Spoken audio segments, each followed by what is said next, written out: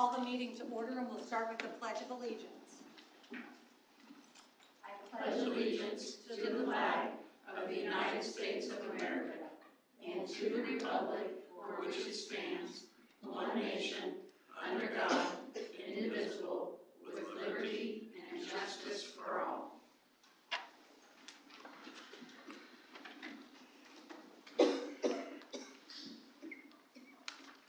I want to welcome everyone to the school board meeting this evening.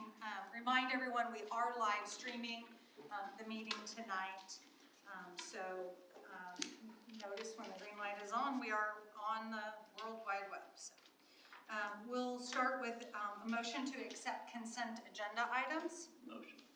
I have a motion by Earl. Do I have a second? Second. Second by Travis. Any discussion? All those in favor? 7-0. Next, we'll move down to community non-agenda items. I believe we have a board information statement. That is our guidelines, public guidelines. Okay. Do you want to? I put them in your folder. If you'll pass them to me, I can read them. Oh, do you want me to read them? It's up to you. I missed that one. That's not the FAQs. Okay. The guidelines for public participation. Oh, this. I gotcha. I'm back on track here. So sorry. It's been a long week. So I believe last week we read guidelines for public participation. We'll review those again just so that we're on the same page. Also for the reason that we are live streaming the board meeting, and we want to make sure that those who are,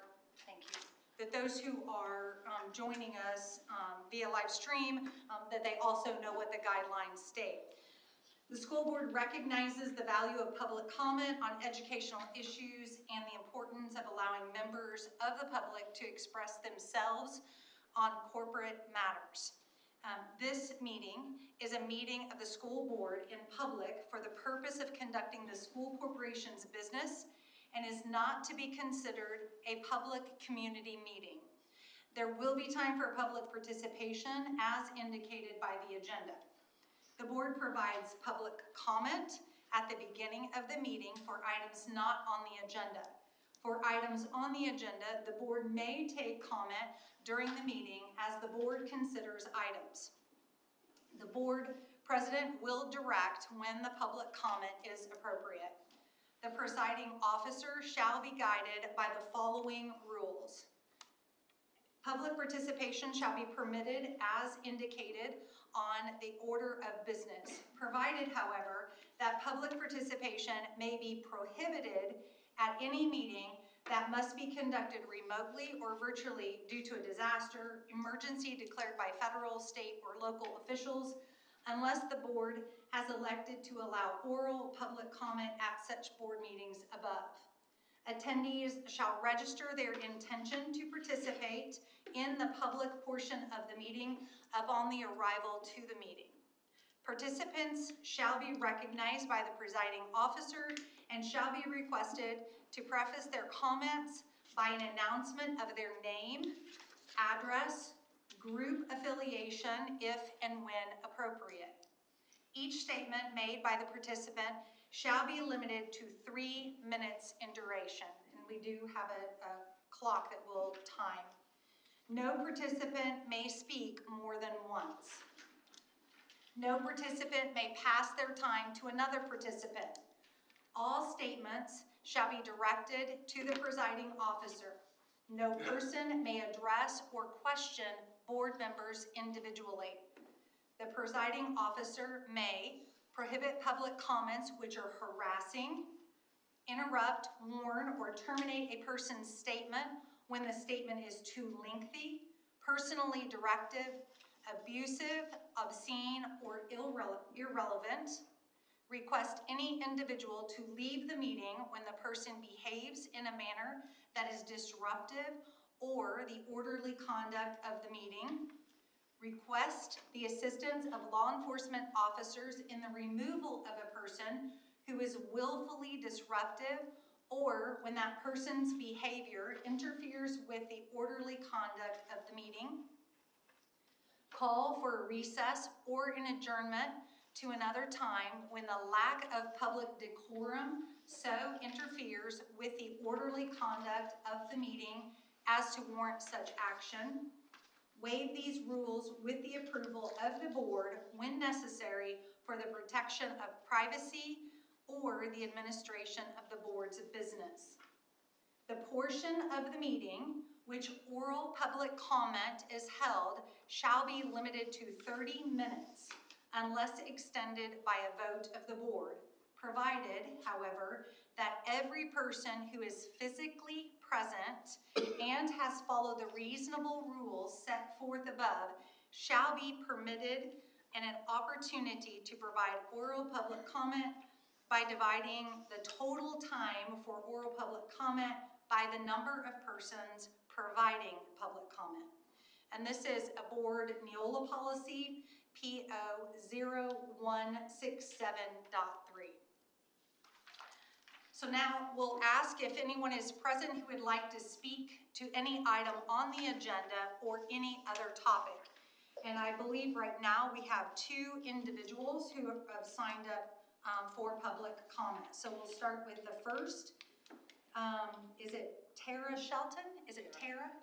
Jara. I'm so sorry, Jara.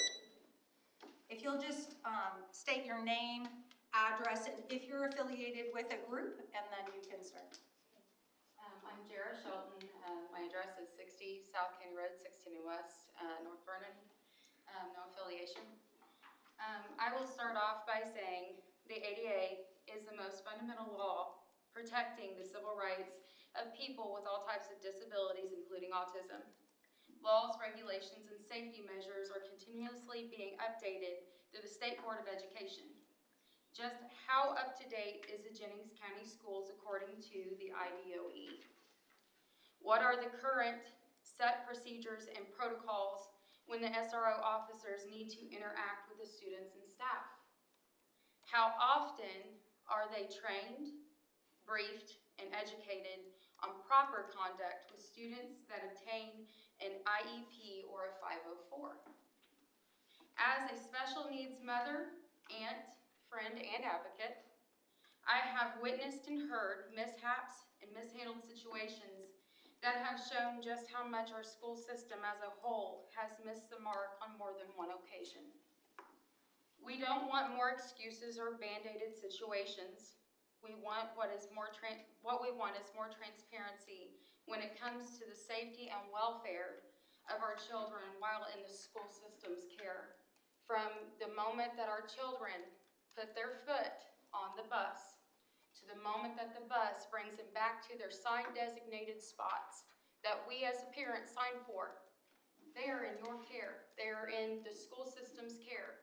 And we place that in whole as a community on your all's shoulders. And we do that so in prayerful ways. I know myself, I pray over each and every one of you dutifully. And I just say that because I don't want this to feel as we are against anyone.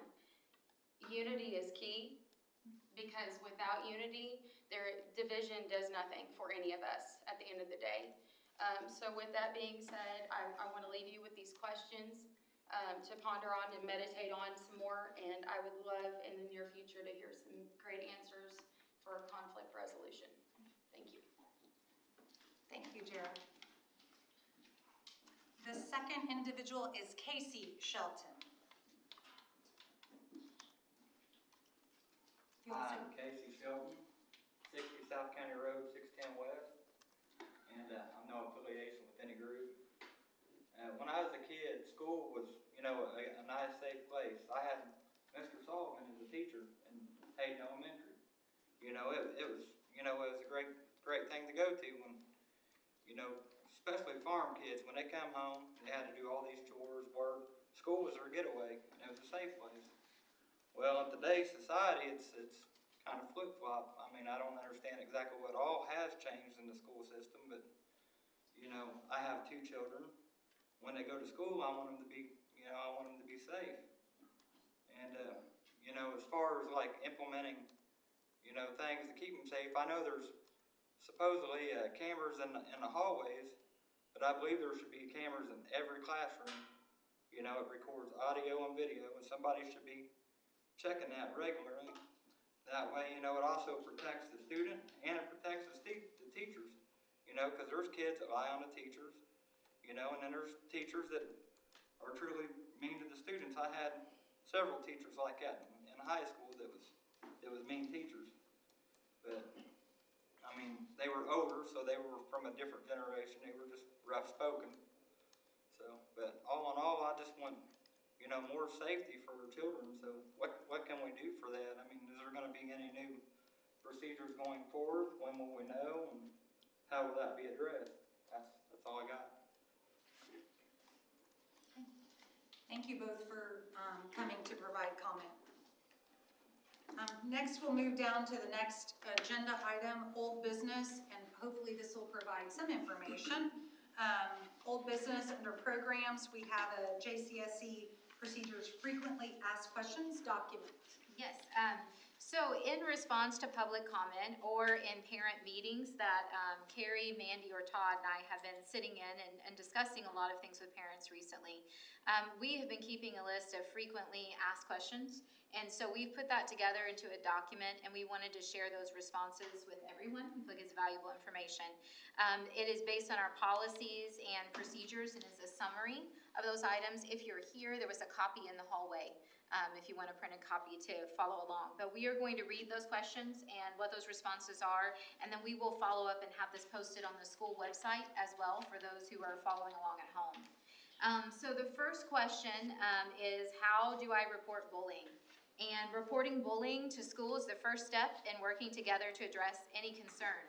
So the first step is to ask an adult for help. Adults include teachers, counselors, and school administrators. The second step is to communicate concerns via email, Parent Square, call the school directly, or use the anonymous bullying report form that's found on the school websites. Step 3 would be to work with the school principal on any unresolved concerns. And the fourth step is, if you're in need of further assistance, contacting central office, myself, Dr. Johnson, Mrs. Manowitz, Mr. Ebbinger, or Mrs. Sullivan. And we can all be reached at 812-346-4483. And there have been some questions on using the online form. So if you report bullying via the online form, just want to show you what that confirmation when you've submitted a report would look like. So there's a clip of that. You'll receive a confirmation of a successful submission that looks like that. And school principals receive those reports directly and immediately, and they will follow up within one school day. And new for 25-26, we will have an online reporting app called Say Something that can also be used to report concerns. How are bullying reports followed up on is the second question. Step 1 is the principal receives the defined bullying report and begins to collect information for the investigation within one instructional day. Step 2, within one instructional day, the principal notifies the parent or guardian of the alleged victim and the reported bully. The investigation begins promptly and must conclude within 5 instructional days. The principal then communicates the investigation results to the parent guardian of the alleged victim and the reported bully. Consequences of confirmed bullying may range from behavior interventions to expulsion from school. Consequences depend on the severity of the offense, the developmental ages of the targeted student and the bully's disciplinary history, and other relevant factors. Remedial action may include, but is not limited to, counseling for the targeted student and the bully, training for the bully and or school staff, assignment of a contact person who will provide support for the targeted student, academic assistance or support for the targeted student such as tutoring, a behavioral intervention plan for the bully, a school safety plan agreement, and or a change of placement as appropriate for the bully and or the targeted student. When permitted by law, the disciplinary action taken against the student found to have engaged in confirmed bullying will be reported to the parents of the targeted student. Typically, however, FERPA, which is Family Educational Rights and Privacy Act, prohibits the disclosure of such information without written consent of the parents or guardians of the reported bully. Step 3, if the targeted student or reported bully is not satisfied with the decision at Step 2 at the school, they may submit a written appeal to the superintendent or designee within 5 days of the decision at Step 2. The case is then reviewed within 5 instructional days after receipt of the appeal, and a decision is communicated to both parties. Step 4, If the targeted student or reported bully is not satisfied with the decision at step 3, they may submit a written appeal to the school board within 5 days. The board shall conduct a hearing within 20 instructional days, and the board shall provide a written decision to the targeted student and reported bully within 10 instructional days following the completion of the hearing. Indiana's definition of bullying is defined as state law means overt, unwanted, repeated acts or gestures, including verbal or written communication or images transmitted in any manner, including digitally and electronically. Physical acts committed, aggression, and any other behaviors committed by a student or group of students against another student with the intent to harass, ridicule, humiliate, intimidate, or harm the other student, and create for the targeted student an objectively hostile school environment that could be described as A, placing the targeted student in reasonable fear of harm to the targeted student's person or property. It has a substantially detrimental effect on the targeted student's physical or mental health, has the effect of substantially interfering with the targeted student's academic performance, or has the effect of substantially interfering with the targeted student's ability to participate in or benefit from the services, activities, or privileges provided by the school. Another important definition is that of peer conflict. Peer conflict is in cases of mutual conflict between 2 or more students that does not meet the definition of bullying, the administration will take action to support conflict resolution. Parents and guardians will be notified. And finally on this question is retaliation and false charges. Retaliation against a person who reports a complaint or participates in an investigation into bullying is prohibited. Such a violation is considered a serious violation of board policy. False charges also shall be regarded as a serious offense, and disciplinary measures could include up to expulsion from school. How does the school address with the student mental health crisis? Jennings County Schools recognizes that depression and self-harm are problems of increasing severity among children and adolescents. Students who experience depression cannot benefit fully from the educational programs of the school corporation, and the students who have attempted self-harm pose a danger to both themselves and to other students. The board has a policy and procedures that are intended to increase child suicide awareness and prevention. All corporation personnel have training to be alert for students who exhibit signs of extreme depression or who threatens or attempts suicide. Any such signs or the reports of such signs from another student or staff members are taken with the utmost seriousness. If an individual student concern is noted, the staff member reports it to the school counselor or building administrator. A staff member stays with the student at all times during stabilization of the concern and while assessing the risk. Parents, guardians of the students are immediately contacted and asked to come to the school. The family attends a meeting to discuss the concerns. They are provided with a resource guide of available community supports for mental health. A referral to local providers can be made if the family would like assistance. Parents and guardians are also provided information about suicide awareness and prevention. A school safety plan may also be put into place for student safety and support if warranted.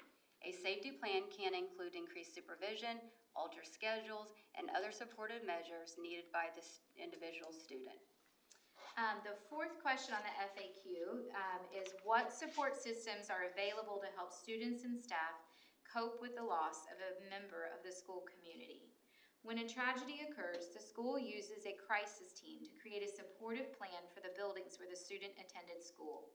A crisis plan involves additional counselors available at the school during the immediate time following the event. We also have local clergy members who provide support when additional staff are needed. The school has additional staff to provide extra support in the days after the event. Parents and guardians are contacted for any student who seeks out individual support from a counselor. Our school counselors follow up with students and parents who sought out additional support then in an ongoing basis. Student support groups, with parent permission, are held at school. If further support is needed, families are given community resource contacts and expedited referrals are facilitated. We have partnered with Riley Hospital for Children, the Jennings County Health Department, Centerstone, Purdue Extension Health, and other local mental health supports to provide additional resources for student mental health for our families. We have shared resources and information online and hosted in-person events. Our most recent event at NVE, we had local mental health providers come. Unfortunately, we didn't have any parents attend. And so I'd like to really put out messaging that the next upcoming event date with our local community partners will be shared via Parent Square, and we'll put that out on Facebook. So please share that with others when you see that date posted. Oh, sorry, this one's me. Number 5, how does the school review mental health and bullying policies and procedures on an ongoing basis? Our school safety team, which has school staff and local law enforcement members, meets monthly to review school safety concerns and updates. We have also added a student well-being committee that includes school staff and local partners who will review and discuss topics such as bullying, mental health, and family resources for support. The school board reviews all policies on an ongoing basis and approves recommendations for updates based on new state laws and updated legal guidance. Question 6. How does JCSC comply with Aaron's Law or the requirements to teach students about sexual abuse? We are fully compliant with the law, and it is part of our school policy, Policy 221, mandatory curriculum. Each fall, every school counselor uses state-approved resources to cover the mandatory child abuse curriculum prior to the first semester deadline. Each school sends a link to the curriculum and an opportunity for parents to opt out through the school newsletter at least twice. There's a sample of the clip of the parent school newsletter below, sent this school year at one of our elementary schools, and you can see it on the handout. And then question 7, how can I review the license for my child's teacher or other certified school employees? At the top of this, you can see the address that you can go to, and anyone can. JCSC prioritizes hiring fully licensed individuals. When a lack of a certified candidates for a position exists, an emergency permit could be issued. JCSC has a low number of emergency permits. We currently, as of May 2025, have 13 certified staff members on emergency permits out of our total 291 certified employees. The criteria for emergency permits from the IDOE is as follows. An emergency permit is issued at the request of a school district in a content area for which the district is experiencing difficulty staffing the assignment with a properly licensed educator. The emergency permit is a temporary credential issued to a school corporation or special education cooperative for a person who is not licensed for that assignment. The applicant must possess the minimum of a bachelor's degree from a regionally accredited university in order to be eligible for the EP. The individual holding the EP must make a commitment to work toward completion of an approved program to either add content area of the EP to an existing license or obtain an initial practitioner license for the content area or areas. The permit holder must meet with the licensing advisor at an Indiana institution in order to learn about the requirements for completing the appropriate program. And our final question on this FAQ, and I'd like to keep adding to this as we have any other additional FAQs in the community that come up, but our final question currently is, what should I know about social media and the schools? Our district must follow guidelines of FERPA about keeping confidential information about students private, and we are unable to directly comment or clarify on social media about student concerns. We ask for you to please communicate with us any concerns directly through the methods listed above. We talked through Parent Square, email, calling directly, so that we can work together to resolve any concerns promptly. We also ask for your help in monitoring students' use of social media. For those who do have social media, we ask for your assistance in regularly monitoring that content. As a school, we do not have access to students' Snapchat, Instagram, or other social media accounts. We become aware of content that is considered inappropriate or concerning when it's submitted to us as a screenshot or a picture by other students or by parents. Snapchat's particularly difficult because the messages disappear after they're sent on a device. At that point, it requires law enforcement involvement in order to retrieve the content. We appreciate your partnership in monitoring ongoing social media on student devices and reaching out to the school directly if you need to report any concerning events. And next year, that Say Something app, you can directly take a snapshot, a screenshot of something and attach it. In those instances, a screenshot or picture of the content is helpful for our administrators. And again, we read this aloud so that people at home would know all the answers, and it's a lot of information. It'll be posted on the website if anyone would like to follow up on those answers. So that item wasn't in form, and I just want to thank Nikki and Carrie and everyone who was involved in kind of pulling together these frequently asked questions. I know we had a lot of individuals at the last board meeting to make public comment, a couple of tonight to make public comment. Again, just trying to share information on so that it's factual information. A lot of the information on the FAQ comes from our board policy, so it's important to know the board policy, to know that we have a policy and to know that we're following our policy. So I appreciate the work to put this together, so thank you. Do any of the board members have questions about that sheet? Okay, again, that was an informed item, so hearing no questions, we'll move down to professional staff.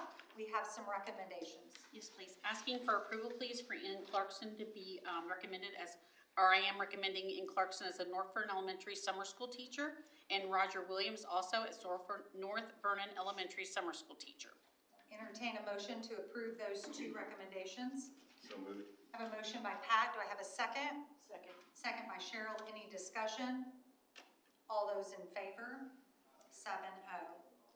One additional. Yes, please. Also asking for the following recommendation: Travis Reitzman, Jennings County High School Impact Alternative Ed teacher, and Jennings County High School boys varsity basketball coach. Okay, we'll entertain a motion. I have a motion by Mary Lynn, and I have a second by Earl. Sorry, we're fighting over this one. Can you tell we're a little bit excited? So I have a motion and I have a second. Any discussion? Yeah, I got a comment. Another Newcastle boy. We come from a community that loves their basketball. But I'm telling you, this community, they'll give you your heart. They're really something. I've been here 55 years, and this is home. And very proud to be here. And God's blessed you. That's it. Any other discussion? Hearing none, all those in favor? 7-0. Congratulations. Well, we are super excited to have you as the newest member of the Panther family, and we'd love to be able to congratulate you. So if you don't mind, we're going to stand, and if you join us over on this side, we'd like to have the chance to be able to welcome you. Congratulations. Congratulations. Thank you. Thank you so much. Thank you. I'm sorry you have to work with me. Thank you. Thank you. Go Hoosiers. Welcome to the schools. You like the old fashioned breakfast? We know where to eat it. That's what he said. Thank you. Thank you. Thank you. Congratulations. Thank you. Congratulations. Thank you.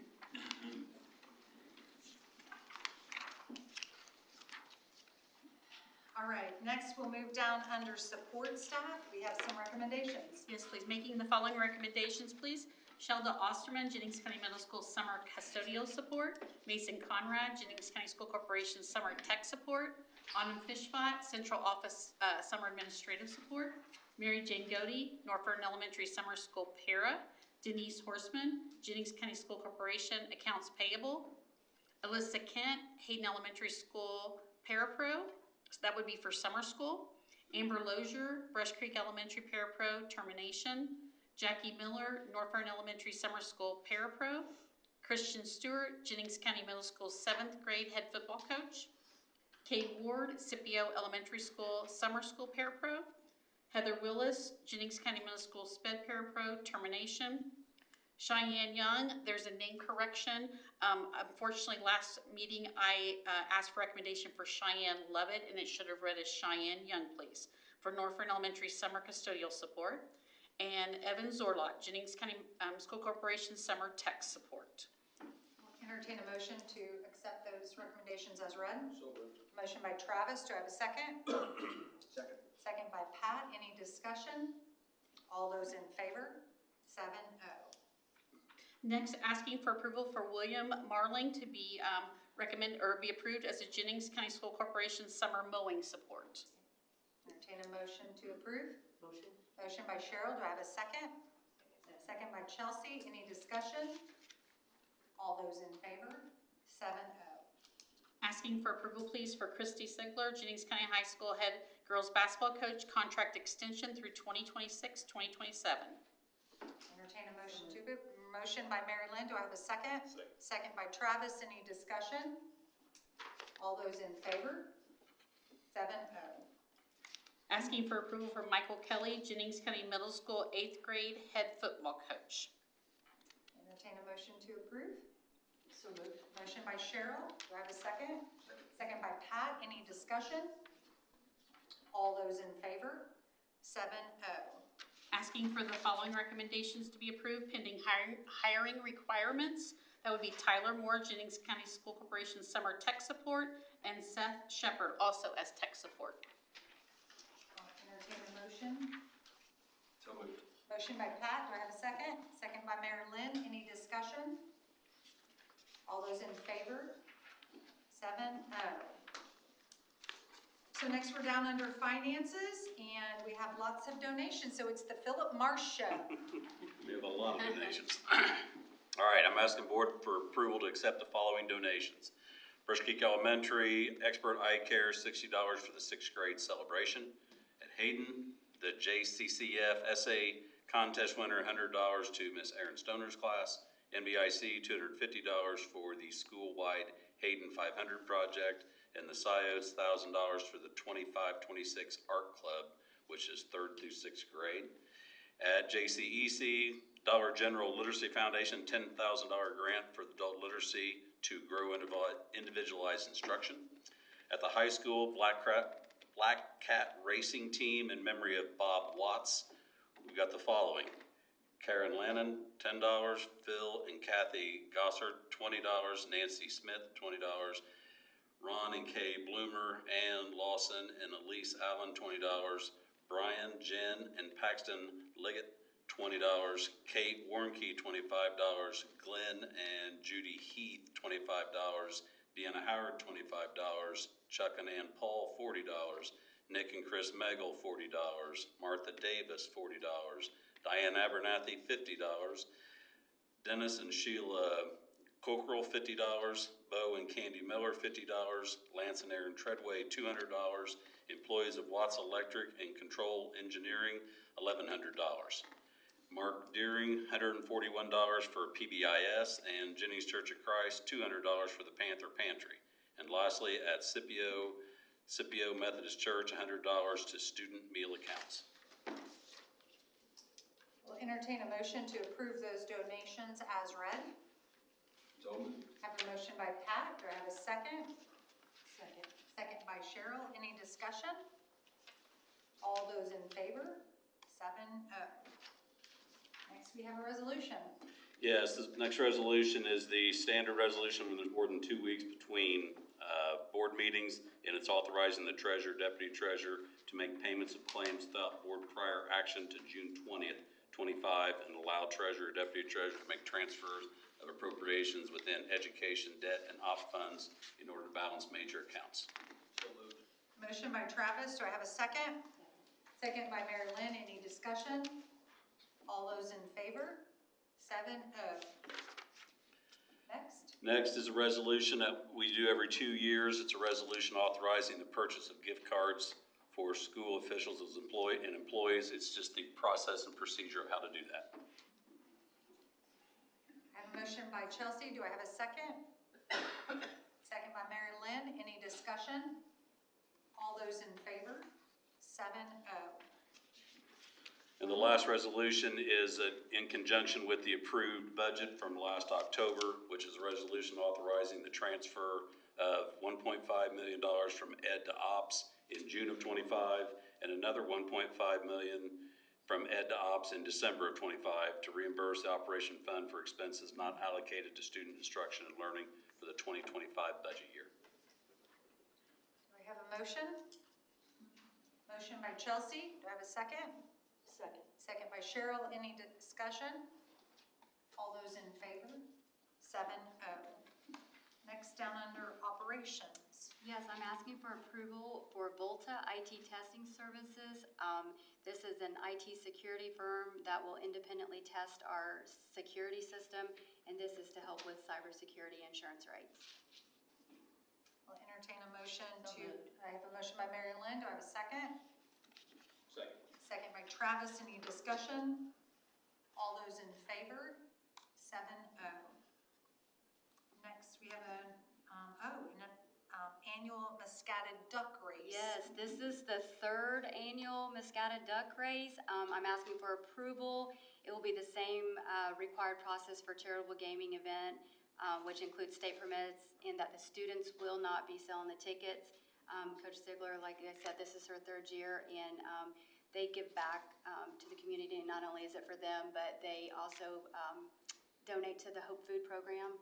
So it's an exciting event that we'd like to get approval for. So moved. And motion by Travis. Do I have a second?